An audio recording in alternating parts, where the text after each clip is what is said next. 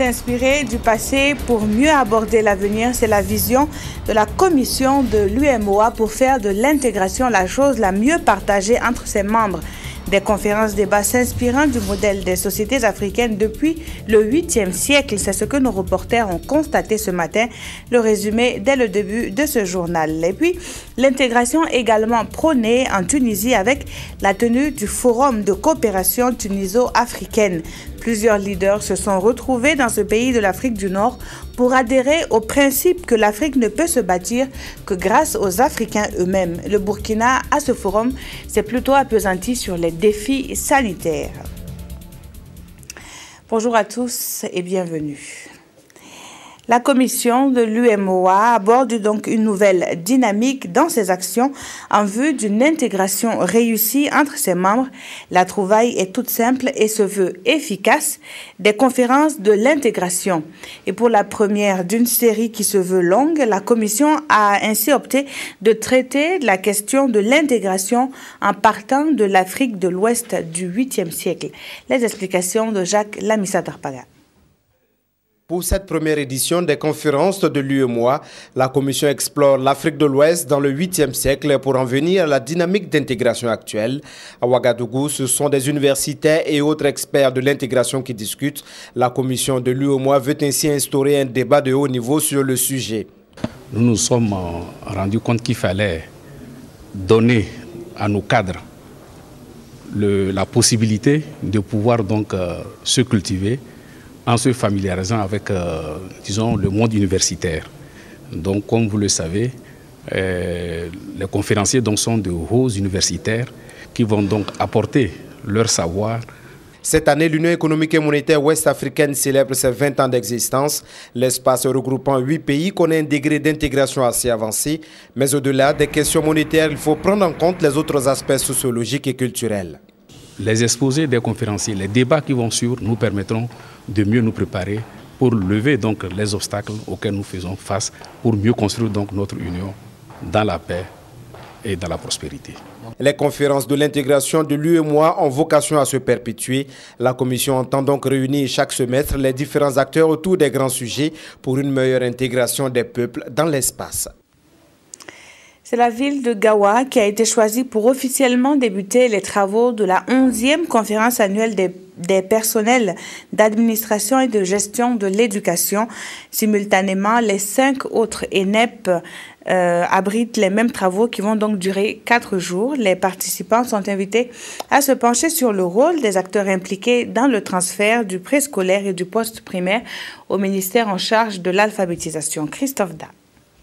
Dans le bassin de Gawa, c'est le ministre délégué chargé de l'alphabétisation qui a ouvert les travaux de cette 11e conférence annuelle consacrée au transfert du préscolaire et du poste primaire au MENA, le ministère de l'Éducation nationale et de l'alphabétisation. Diem Dodadiko a traduit aux participants les encouragements de la première responsable du département de l'éducation qu'il représente et souligné l'importance de cette conférence qui se tient à un moment charnière dans la mise en route du continuum éducatif.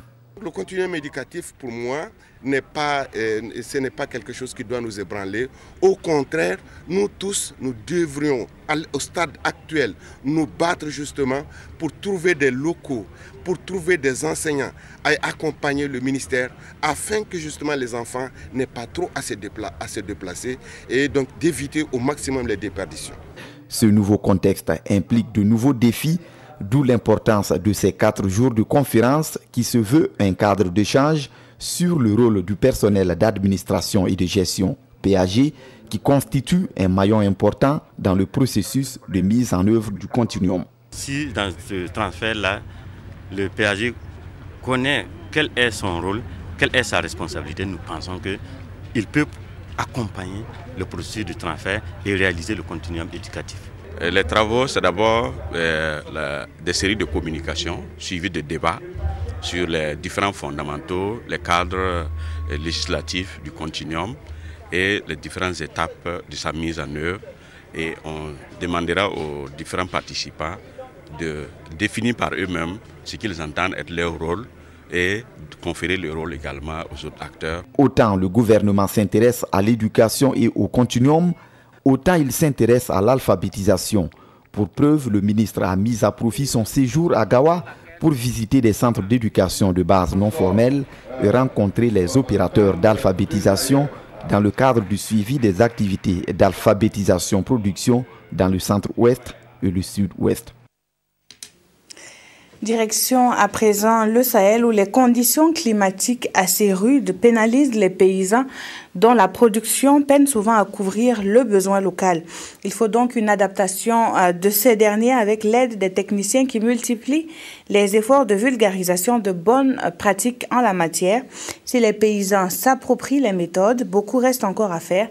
C'est le constat de Vincent Kiendrebego. Adapter les techniques agricoles aux contraintes naturelles ou rester alimentairement dépendant des autres régions, c'est le défi pour les paysans du Sahel. Exercice d'application. Sur ce champ expérimental, ces paysans apprennent les techniques de compostage et la pratique de demi-lune, techniques qui leur permettent aujourd'hui d'admirer les résultats. Avant, cette terre était délaissée. Mais avec ce que nous voyons, nous allons désormais l'exploiter pour ainsi combattre la faim de nos ménages. On se disait qu'elle était dégradée, mais enfin, une terre ne se dégrade pas. C'est nous plutôt qui abandonnons les terres. Dompter la terre, mais il faut aussi s'inscrire dans les délais de la saison pluvieuse, d'où la nécessité de semences améliorées. Ici, c'est une variété locale. La différence même, on voit au niveau des épis. Notre variété est plus courte par rapport à la variété locale. Mais vous voyez que c'est long comme ça. Mais si on pèse les deux variétés, on va voir que ça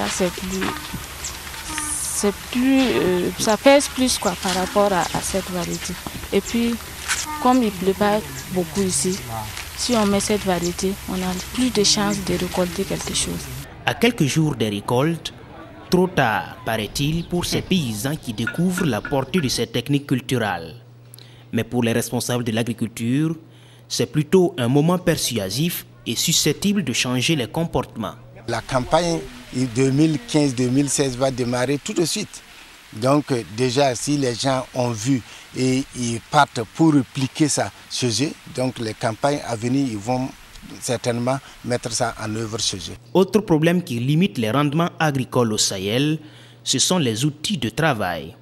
Très peu de paysans font l'usage de la charrue, encore moins du tracteur.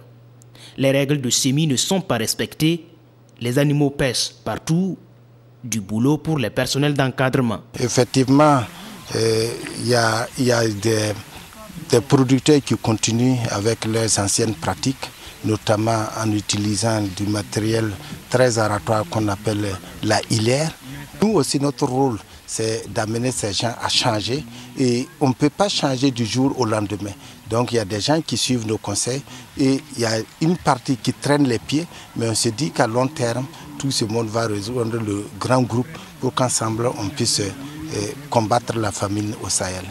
La région du Sahel, malgré tout, a un potentiel agricole.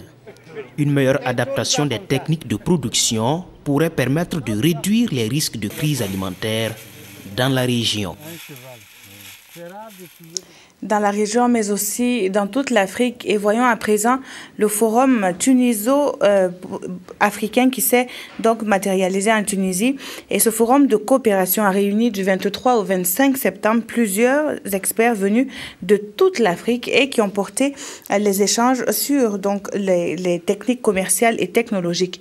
L'objectif de cette rencontre internationale, nous dit Moumouni Soubaïga, c'est de bâtir l'avenir du continent en s'appuyant sur ses propres ressources. Reportage. C'est à Hammamet, au bord de la Méditerranée, à une soixantaine de kilomètres de Tunis, que la Tunisie a donné rendez-vous à des acteurs de développement d'Afrique subsaharienne. Au menu, la coopération entre la Tunisie et cette partie du continent. Pour les responsables des médias presse et l'UTICA, le forum de coopération tuniso-africaine, le continent dispose de nombreuses potentialités et il convient de développer un partenariat interafricain pour lui assurer un développement économique durable. L'avenir de l'Afrique, c'est dans la coopération entre Africains. L'objectif de Média Presse dans ce forum, c'est de traduire cette idée, cet objectif, L'avenir de l'Afrique, c'est dans la coopération sud-sud. La santé a occupé une grande place à ces forums.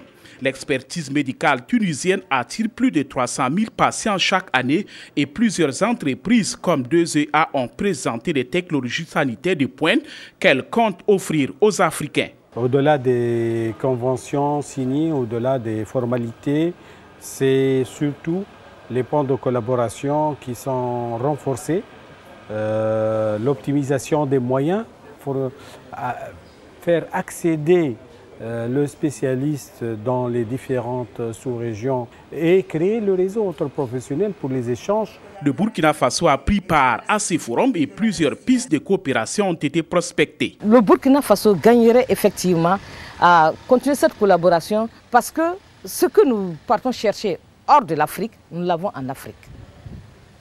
Parce que c'est une médecine de pointe qui est pratiquée ici avec du matériel de dernière génération. Donc nous gagnerons beaucoup à envoyer nos malades ici. Nous avons tissé des relations.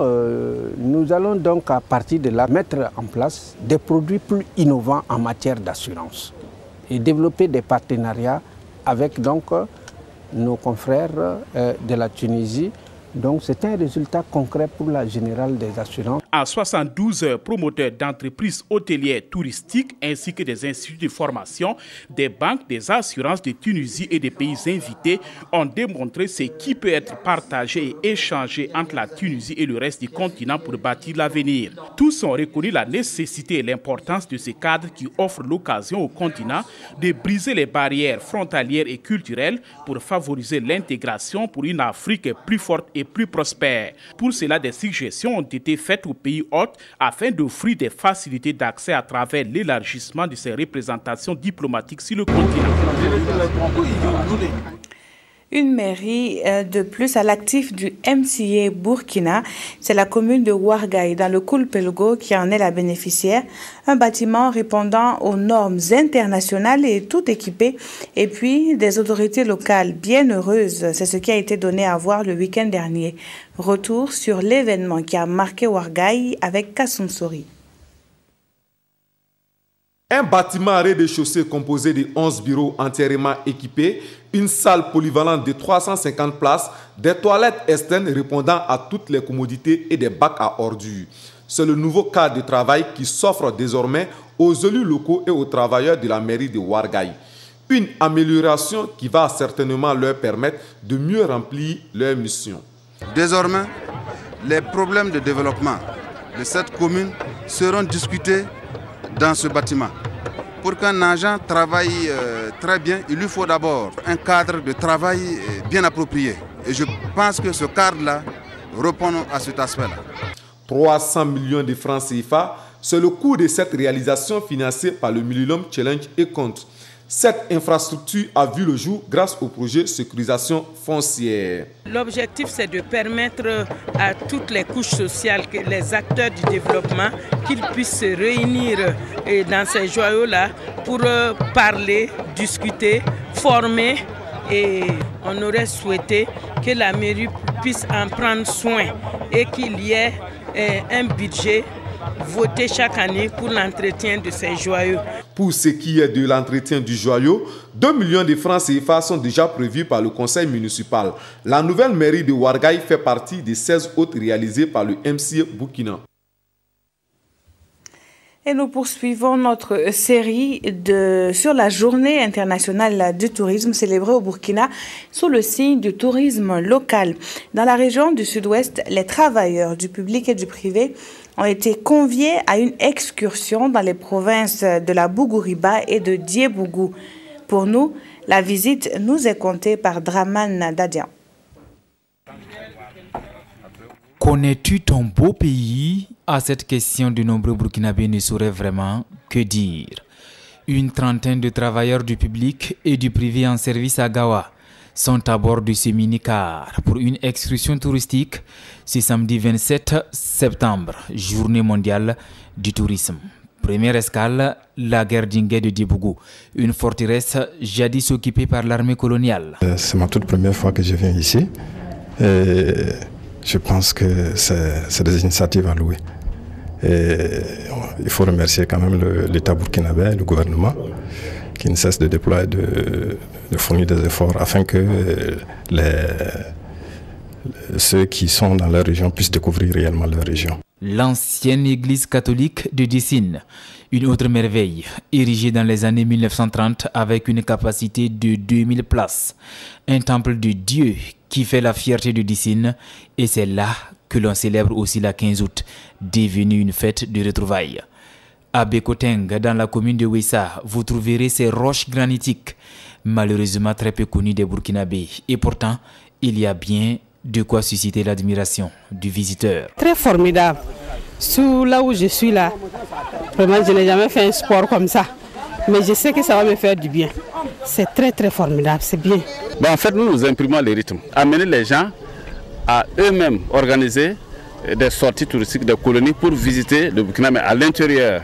Au lieu d'aller, en fait, si je peux me permettre de jeter leurs petites économies dans les pays voisins, chez nous, nous avons des richesses touristiques. Et plus d'une cinquantaine de sites ont été répertoriés dans la région du Sud-Ouest. Du potentiel touristique qui ne demande qu'à être valorisé. Retour à présent à Ouagadougou et plus précisément dans l'arrondissement 6 où l'association des jeunes du Burkina a procédé à un geste de solidarité. Des vivres et des bons pour passer le permis de conduire ont été distribués à des structures associatives. Plusieurs jeunes et des familles vulnérables pourront donc en bénéficier. Claudine Bikaba. Des vivres constitués de 4 tonnes de maïs et de 4 tonnes de riz sont remis ici dans l'arrondissement 6 de Ouagadougou par l'association des jeunes du Burkina Faso AJBF. Nous sommes à une période aujourd'hui où les populations ont besoin d'être soutenues. Et c'est donc dans ce sens que nous avons en tout cas accepté parrainer cette cérémonie qui va offrir en tout cas des vivres à ces associations. Je crois que l'idée, c'est d'abord de développer cet esprit d'entraide et de solidarité. Cet esprit que nous magnifions tous les jours, mais pour lequel nous ne voyons pas d'action concrète. Et ça fait au moins 4 arrondissements qui se sont regroupés pour soutenir la paix au Burkina Faso.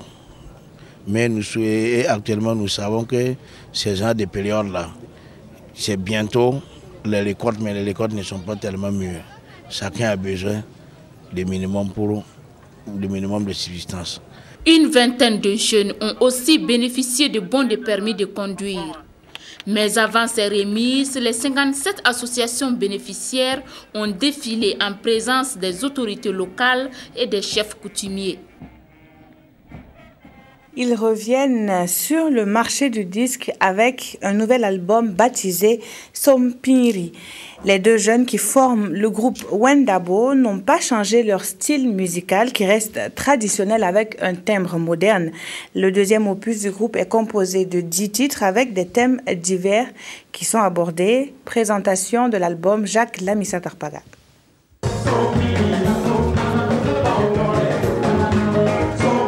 Sompiri est le titre du deuxième album du groupe Wendabo, révélé sur la scène musicale à travers le concours Talent de Jeunes. Issa Sawadogo et Abdoulaye Ouedraogo veulent contribuer à la vulgarisation de la musique burkinabé et ce à travers cet opus de 10 titres où le liwaga et la musique moderne fusionnent pour faire éclore de nouvelles mélodies.